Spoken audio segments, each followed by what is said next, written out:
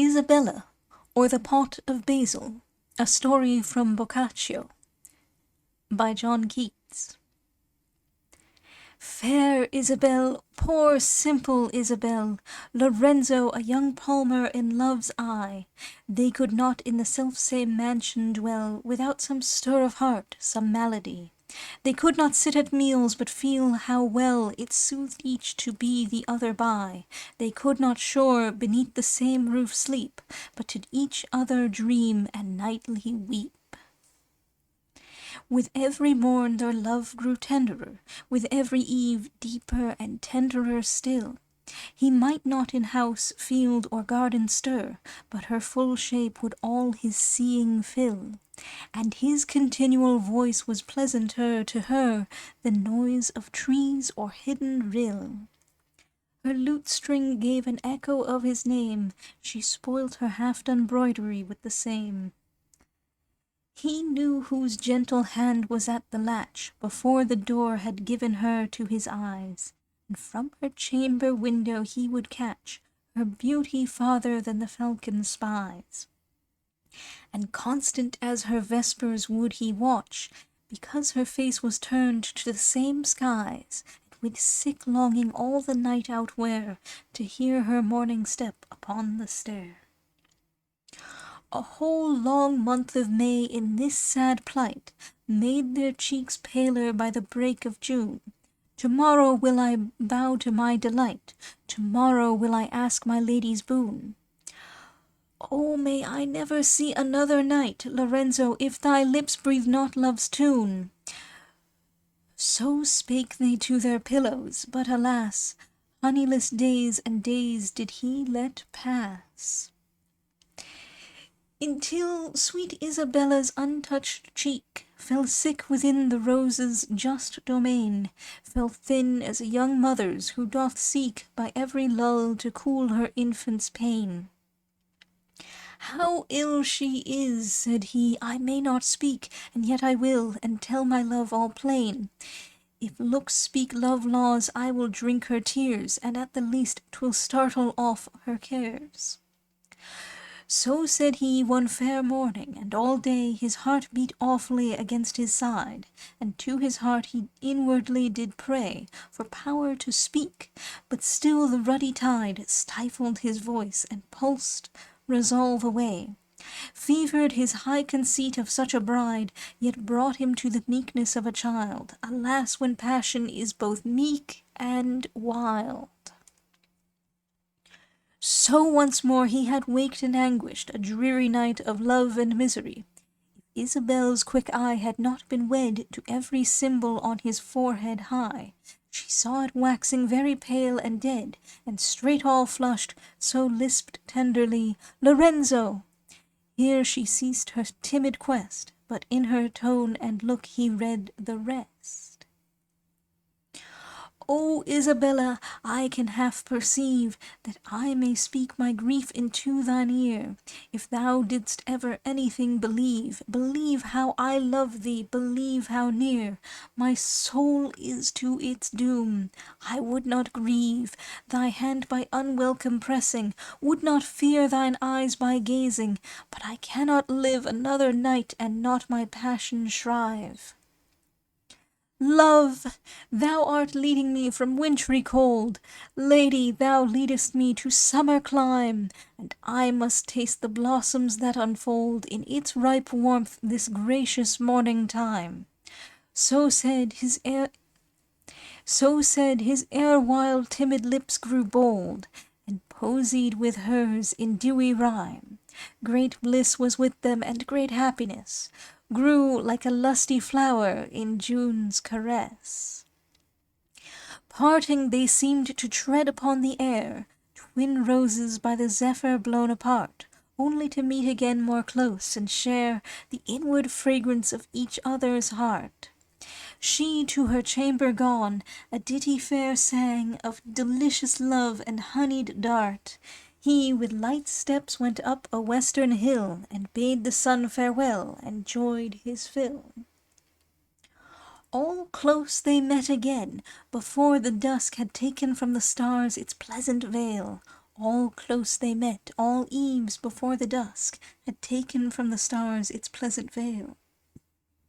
Close in a bower of hyacinth and musk, unknown of any, free from whispering tale. Ah, better had it been for ever so, than idle ears should pleasure in their woe. Were they unhappy then? It cannot be. Too many tears for lovers have been shed, too many sighs give we to them in fee, too much of pity after they are dead, too many doleful stories do we see, whose matter in bright gold were best be read, except in such a page where Theseus' spouse over the pathless waves towards him bows. But for the general award of love, the little sweet doth kill much bitterness, though Dido silent is in undergrove, and Isabella's was a great distress, though young Lorenzo in warm Indian clove was not embalmed, this truth is not the less. Even bees, the little almsmen of spring bowers, know there is richest juice in poison flowers. With her two brothers this fair lady dwelt, enriched from ancestral merchandise, and for them many a weary hand did swelt, in torched mines and noisy factories, and many once proud quivered loins did melt, in blood from stinging whip. With hollow eyes many all day in dazzling river stood, to take the rich oared driftings of the flood. For them the Ceylon diver held his breath, and went all naked to the hungry shark. For them his ears gushed blood, for them in death the seal on the cold ice with piteous bark lay full of darts. For them alone did seethe 1,000 men in troubles wide and dark. Half ignorant they turned an easy wheel, that set sharp racks at work to pinch and peel. Why were they proud? Because their marble founts gushed with more pride than do a wretch's tears? Why were they proud? Because fair orange mounts were of more soft ascent than Lazar's stairs? Why were they proud? Because red-lined accounts were richer than the songs of Grecian years? Why were they proud? Again we ask aloud, why in the name of glory were they proud? Yet were these Florentines as self-retired in hungry pride and gainful cowardice, as two close Hebrews in that land inspired, paled in and vineyarded from beggar spies, the hawks of shipmast forests, the untired and panniered mules for ducats and old lies, quick cat's paws on the generous stray away, great wits in Spanish, Tuscan, and Malay. How was it these same ledgermen could spy fair Isabella in her downy nest? How could they find out in Lorenzo's eye a straying from his toil? Hot Egypt's pest into their vision covetous and sly. How could these money-bags see east and west? Yet so they did, and every dealer fair must see behind, as doth the hunted hare.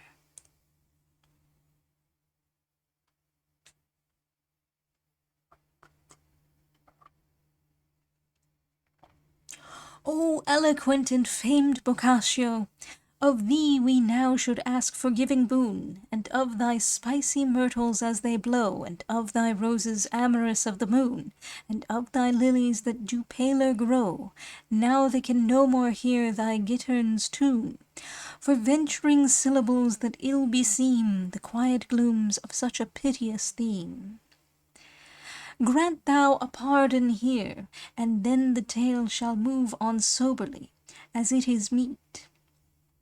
There is no other crime, no mad assail, to make old prose in modern rhyme more sweet. But it is done, succeed the verse or fail, to honour thee and thy gone spirit greet, to stead thee as a verse in English tongue, an echo of thee in the north wind sung. These brethren, having found by many signs what love Lorenzo for their sister had, and how she loved him too, each unconfines his bitter thoughts to other, well nigh mad that he, the servant of their trade, designs, should in their sister's love be blithe and glad, when 'twas their plan to coax her by degrees to some high noble and his olive trees. And many a jealous conference had they, and many times they bit their lips alone, before they fixed upon a surest way to make the youngster for his crime atone. And at the last these men of cruel clay cut mercy with a sharp knife to the bone, for they resolved in some forest dim to kill Lorenzo and there bury him. So on a pleasant morning, as he leant into the sunrise o'er the balustrade of the garden terrace, towards him they bent their footing through the dews, and to him said, "You seem there in the quiet of content, Lorenzo, and we are most loth to invade calm speculation. But if you are wise, bestride your steed while cold is in the skies. To-day we purpose, this hour we mount, to spur 3 leagues towards the Apennine. Come down, we pray thee, ere the hot sun count his dewy rosary on the Eglantine." Lorenzo, courteously as he was wont, bowed a fair greeting to these serpents' wine, and went in haste to get in readiness, with belt and spur and bracing huntsman's dress. And as he to the courtyards passed along, each third step did he pause, and listened oft, if he could hear his lady's matin song, or the light whisper of her footstep soft. And as he thus over his passion hung, he heard a laugh full musical aloft, when looking up he saw her features bright smile through an indoor lattice, all delight. "Love, Isabel," said he, "I was in pain, lest I should miss to bid thee a good morrow. Ah, what if I should lose thee, when so fain I am to stifle all the heavy sorrow of a poor 3 hours' absence, but will gain out of the amorous dark what day doth borrow. Good-bye, I'll soon be back. Good-bye," said she, and as he went she chanted merrily. So the 2 brothers and their murdered man rode past fair Florence to where Arno's stream gurgles through straitened banks, and still doth fan itself with dancing bulrush, and the bream keeps head against the freshets. Sick and wan the brothers' faces in the ford did seem, Lorenzo's flush with love. They passed the water into a forest quiet for the slaughter. There was Lorenzo slain and buried in. There in that forest did his great love cease. Ah, when a soul doth thus its freedom win, it aches in loneliness, is ill at peace, as the brake-covert bloodhounds of such sin. They dipped their swords in the water, and did tease their horses homeward with convulsed spur, each richer by his being a murderer. They told their sister how, with sudden speed, Lorenzo had ta'en ship for foreign lands, because of some great urgency and needs in their affairs, requiring trusty hands. Poor girl, put on thy stifling widow's weed, and scape at once from hope's accursed bands. To-day thou wilt not see him, nor to-morrow, the next day will be a day of sorrow. She weeps alone for pleasures not to be. Sorely she wept until the night came on, and then instead of love, oh misery! She brooded o'er the luxury alone. His image in the dusk she seemed to see, and to the silence made a gentle moan, spreading her perfect arms upon the air, and on her couch low murmuring, "Where, oh where?" But selfishness, love's cousin, held not long its fiery vigil in her single breast.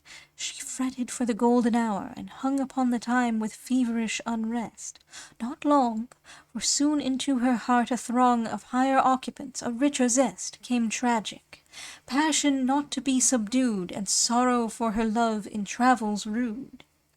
In the middays of autumn, on their eaves, the breath of winter comes from far away, and the sick west continually bereaves of some gold tinge, and plays a roundelay of death among the bushes and the leaves, to make all bare before he dares to stray from his north cavern.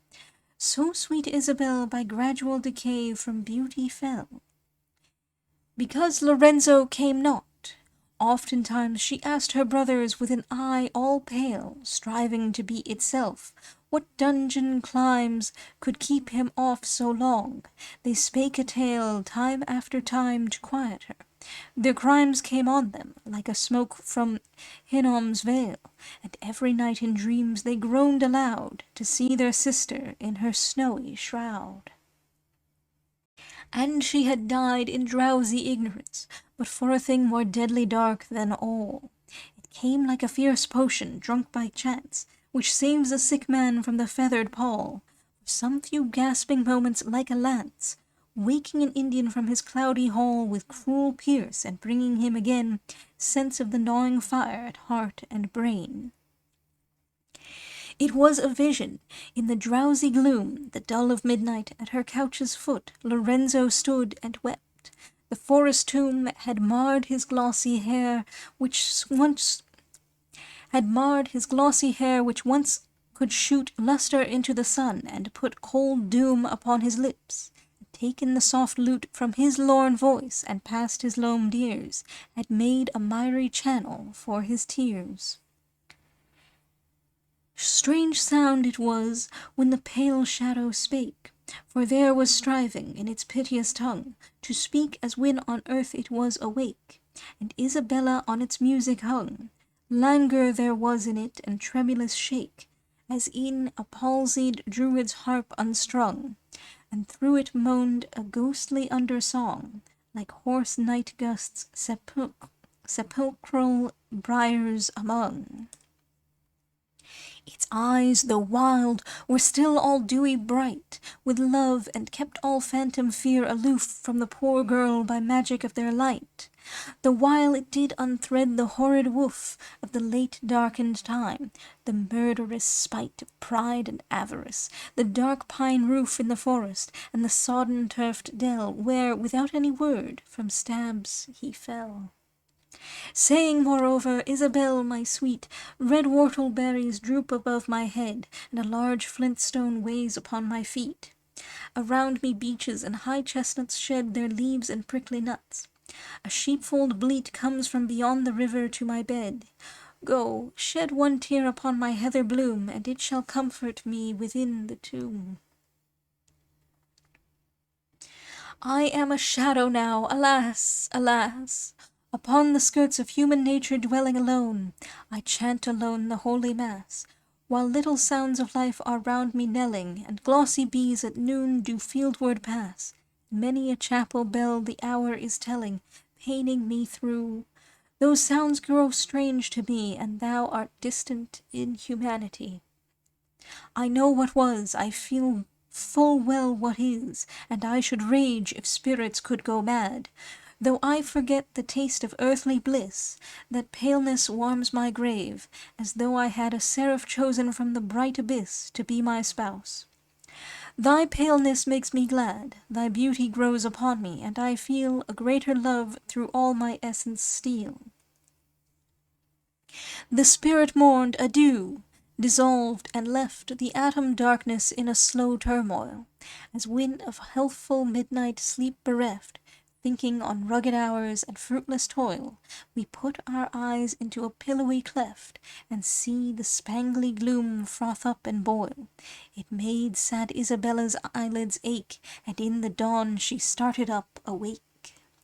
Ha ha! said she, I knew not this hard life. I thought the worst was simple misery. I thought some fate with pleasure or with strife portioned us happy days or else to die, but there is crime, a brother's bloody knife. Sweet spirit, thou hast schooled my infancy. I'll visit thee for this, and kiss thine eyes, and greet thee morn and even in the skies. When the full morning came, she had devised how she might secret to the forest hie, how she might find the clay so dearly prized, and sing to it one latest lullaby. How her short absence might be unsurmised, while she the inmost of the dream would try. Resolved, she took with her an aged nurse, and went into that dismal forest hearse.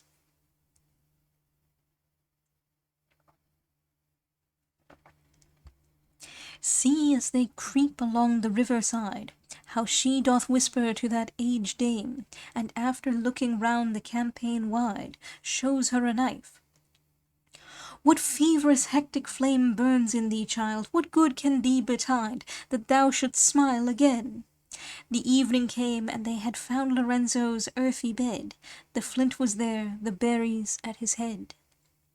Who hath not loitered in a green churchyard, and let his spirit, like a demon mole, work through the clayey soil and gravel hard, to see skull, coffined bones, and funeral stole, pitying each form that hungry death hath marred, and filling it once more with human soul? Ah, this is holiday to what was felt when Isabella by Lorenzo knelt. She gazed into the fresh-thrown mould, as though one glance did fully all its secrets tell. Clearly she saw, as other eyes would know, pale limbs at bottom of a crystal well. On the murderous spot she seemed to grow, like to a native lily of the dell. Then with her knife all sudden she began to dig more fervently than misers can. Soon she turned up a soiled glove, whereon her silk had played in purple fantasies. She kissed it with a lip more chill than stone, and put it in her bosom, where it dries and freezes utterly unto the bone, those dainties made to still an infant's cries. Then 'gen she work again, not stayed her care, but to throw back at times her veiling hair. That old nurse stood beside her wondering, until her heart felt pity to the core, at sight of such a dismal labouring, and so she kneeled with her locks all hoar, and put her lean hands to the horrid thing. 3 hours they laboured at this travail sore, at last they felt the kernel of the grave, and Isabella did not stamp and rave. Ah, wherefore all this wormy circumstance? Why linger at the yawning tomb so long? Oh, for the gentleness of old romance, the simple plaining of a minstrel's song! Fair reader, at the old tale take a glance, for here in truth it doth not well belong to speak. Oh, turn thee to the very tale, and taste the music of that vision pale. With duller steel than the Persian sword they cut away no formless monster's head, but one whose gentleness did well accord with death as life. The ancient harps have said, love never dies, but lives immortal lord. If love impersonate was ever dead, pale Isabella kissed it, and low moaned. 'Twas love, cold, dead indeed, but not dethroned.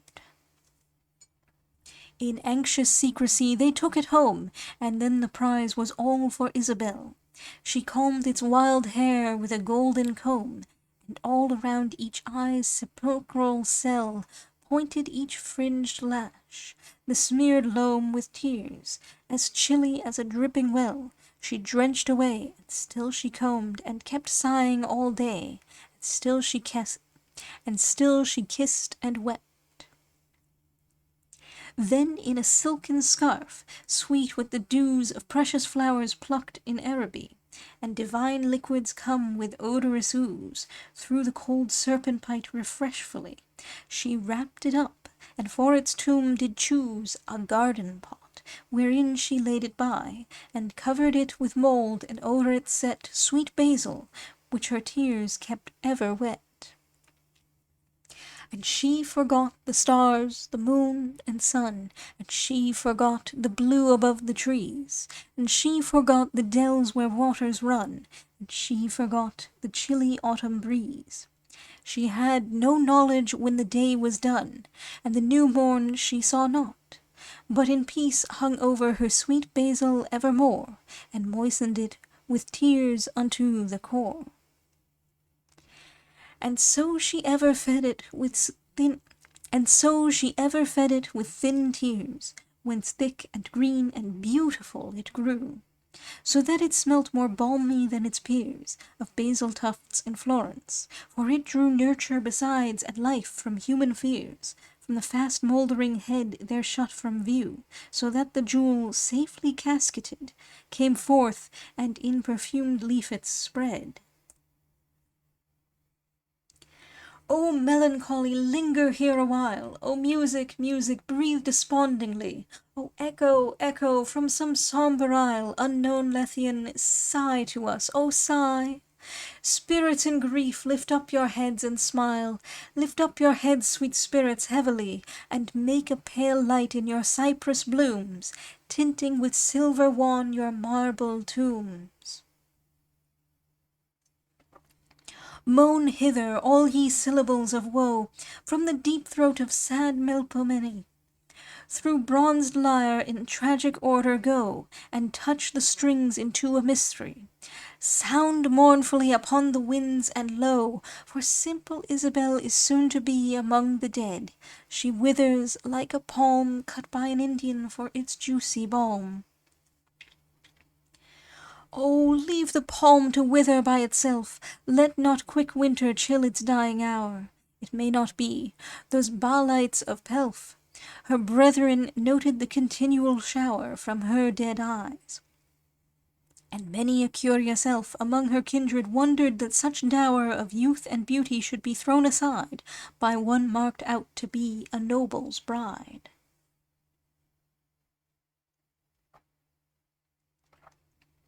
And furthermore, her brethren wondered much why she sat drooping by the basil green, and why it flourished as by magic touch. Greatly they wondered what the thing might mean. They could not surely give belief that such a very nothing would have power to wean her from her own fair youth and pleasures gay, and even remembrance of her love's delay. Therefore they watched a time when they might sift this hidden whim, and long they watched in vain. For seldom did she go to chapel shrift, and seldom felt she any hunger pain. And when she left, she hurried back, as swift as bird on wing to breast its eggs again. And patient as a hen bird sat her there, beside her basil, weeping through her hair. Yet they contrived to steal the basil pot, and to examine it in secret place. The thing was vile with green and livid spot, and yet they knew it was Lorenzo's face. The guerdon of their murder they had got, and so left Florence in a moment's space, never to turn again. Away they went with blood upon their heads to banishment. O melancholy, turn thine eyes away. O music, music, breathe despondingly. O echo, echo, on some other day, from isles Lethean sigh to us, O sigh. Spirits of grief, sing not your well away, for Isabel, sweet Isabel, will die. Will die a death too lone and incomplete, now they have taken away her basil sweet. Piteous she looked on dead and senseless things, asking for her lost basil amorously. And with melodious chuckle in the strings of her lorn voice, she oftentimes would cry after the pilgrim in his wanderings, to ask him where her basil was, and why it was hid from her. For cruel 'tis, said she, to steal my basil pot away from me. And so she pined, and so she died forlorn, imploring for her basil to the last. No heart was there in Florence but did mourn in pity of her love so overcast. And a sad ditty of this story borne, from mouth to mouth through all the country past. Still is the burthen sung, O cruelty, to steal my basil pot away from me. Finis, that is the end of Isabella, or the Pot of Basil, by John Keats.